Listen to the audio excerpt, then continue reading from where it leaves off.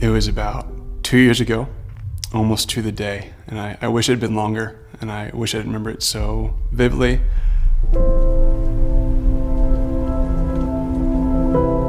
But I found myself on a New York City subway train, almost on my knees in tears. And I realized that I'd hit my low. And I realized that there was no way I could go back to the way that I was. That was really the moment that the Lord started to change everything for me.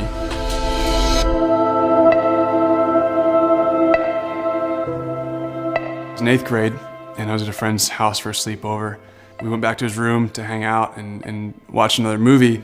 Unfortunately, what we switched to was HBO after midnight, and that was when I was exposed to pornography in a more explicit form for the first time.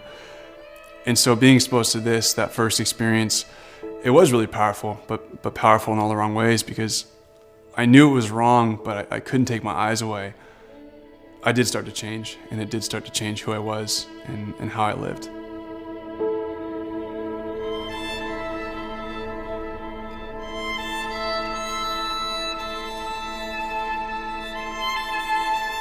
The real change happened in my usage and what I was viewing in porn. Changed was when I had my own laptop for the first time.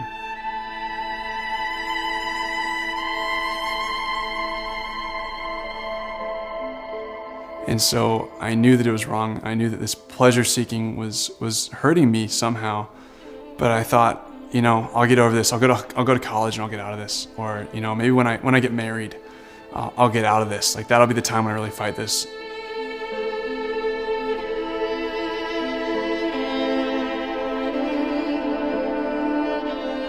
When I got to college, women started showing me attention, and I started noticing, there's a difference there. And so I think that would make the porn go away.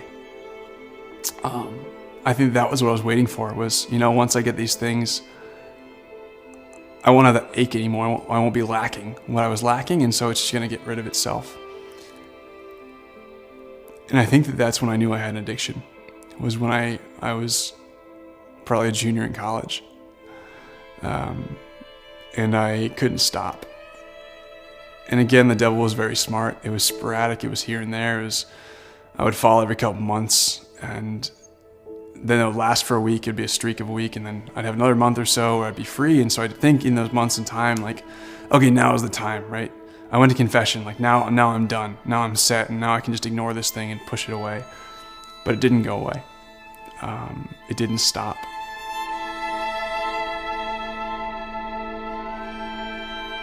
Okay, I have all these friends, I'm supported, I'm cared for. Now I have what I wanted. Now I'm gonna be satisfied. And still a couple days a year, I would kind of retreat to my room, hide away, and the bubbly, joyful Pat Dunford that so many people thought they knew was kind of relegated to a heap on his bed.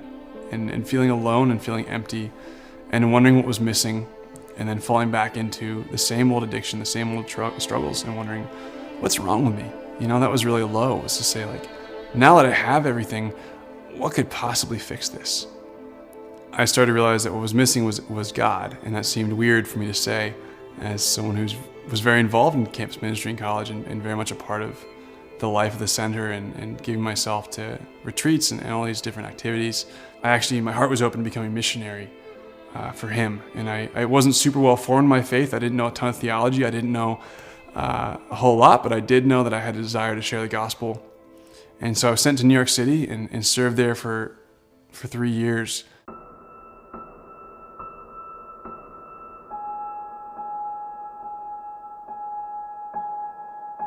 And was kind of bedridden for a couple of days, and was bored and was tired. And of course, what happens, I fell right back into that old sin.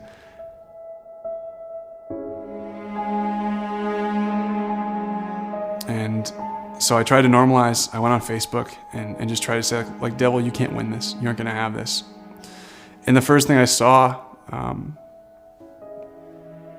when I went on that Facebook search was that a young woman who a lot of my friends cared about, I'd never met before, had just died. 2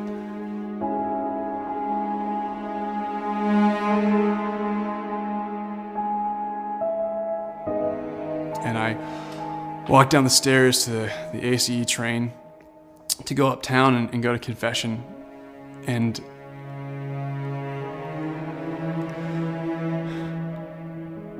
I remember the doors opening.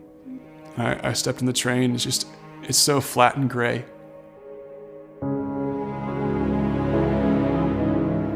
And the moment those doors closed, I heard God's voice. I heard the words, "You're killing my daughters."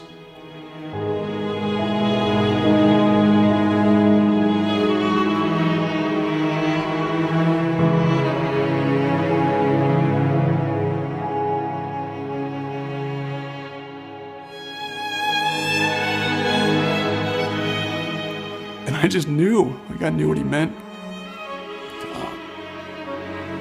I knew what God was saying to me. He was actually reminding me of who I was.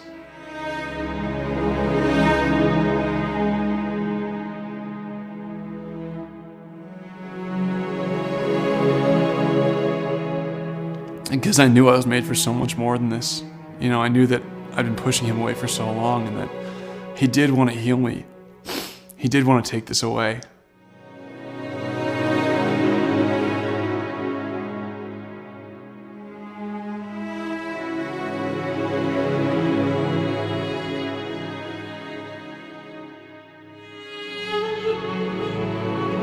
So I stayed in that train and just cried and cried and cried.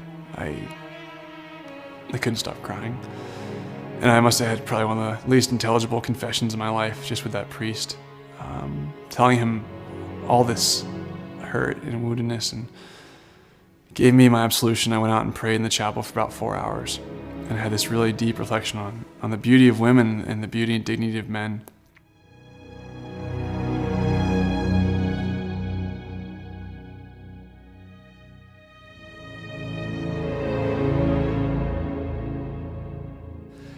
And the worst part of that day is that I wish I could say that was the last time I fell.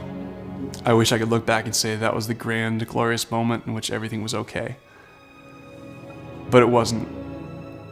But when I fell after that gift from God, I knew that there was so much more to this than just my thoughts and my willpower, that I actually wasn't strong enough to do this, and I never would be. That no matter what God gave me, grace-wise, I need to choose.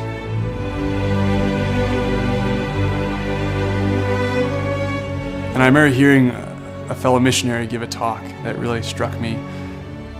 And he mentioned some words from St. Paul, where Paul is exhorting his people to say, you know, you say you're resisting sin, you say you're fighting this, that you're trying to be like Christ, but you haven't resisted the point of shedding your blood.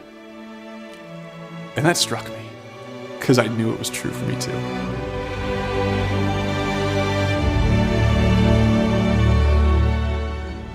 But having to admit to myself that I'm addicted to pornography, I can't stop it, and even God's great grace by itself isn't going to stop me from doing this, because He's given it to me, and I know that He's given it to me, and I haven't changed. I'm gonna have to choose. It's gonna have to be my choice to say no. I'm gonna have to say no to the lies. I'm gonna have to say no to the temptations. In fact, I'm gonna have to face them head on.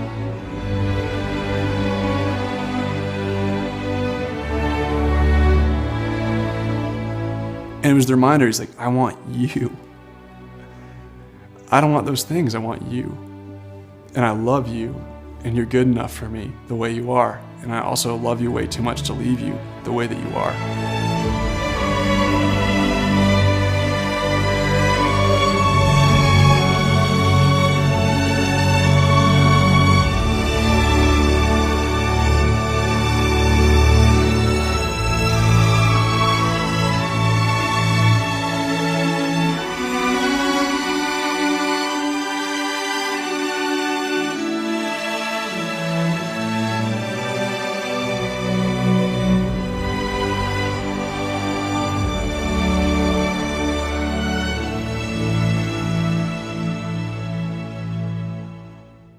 I wish I could say it's been 10 years since I looked at porn. It hasn't been, not even close.